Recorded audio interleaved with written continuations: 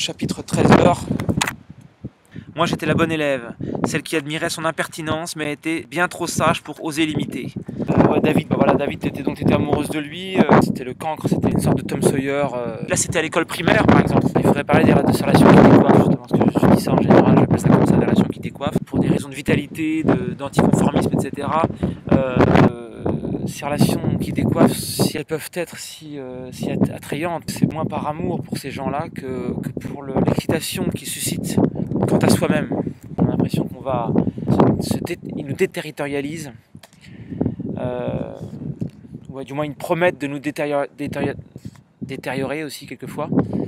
Mais quand on y réfléchit, on sent bien que cet objet de désir qu'est cet autre-là qui décoiffe, est aussi un objet de devenir, un objet de devenir soi. Elles nous promettent de nous intensifier, de nous faire devenir qui on est, qui on se sent potentiellement. Et devenir qui on est n'implique pas de savoir qui, quoi. C'est juste l'envie de monter en puissance de soi-même et d'expérimentation de soi-même. C'est l'envie d'exploration et d'exploitation de sa propre puissance. Ces personnes qui décoiffent créent un appel d'air, on sent que ça va... Voilà, on sent que ça va nous...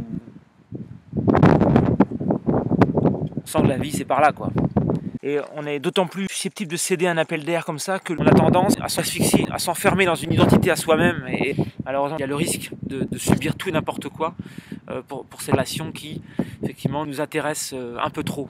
Et généralement, ces appels d'air, ces réinventions, ces réinventions de soi-même, ce décoiffage, on l'a de moins en moins dans un couple, évidemment. Dans un couple, on s'installe, on se fixe comme dans les mots. Et le devenir se ralentit, d'une certaine façon. Dans un couple, on a tendance à s'enfermer dans une identité dont on a du mal à sortir. Il y a une tendance comme ça, non pas à devenir, mais à être, à s'identifier, nous asphyxier d'une certaine façon. Donc quand on fait ce genre de rencontre, évidemment, là on est non seulement inspiré, mais aspiré, avec tous les dégâts que ça peut générer, et parce qu'on est souvent pris dans une relation propriétaire, comme je le dis, donc c'est tout ça qu'il faudrait assouplir aussi, et ne pas s'asphyxier pour être moins victime de ce genre de relation, c'est tout un art.